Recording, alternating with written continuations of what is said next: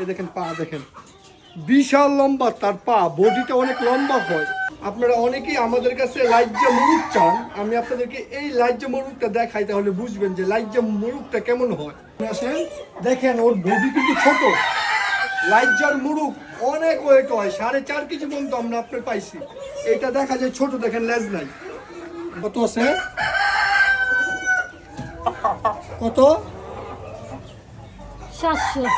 2 KG 600। কেমন ছোট দেখেন, দেখেন দেখেন।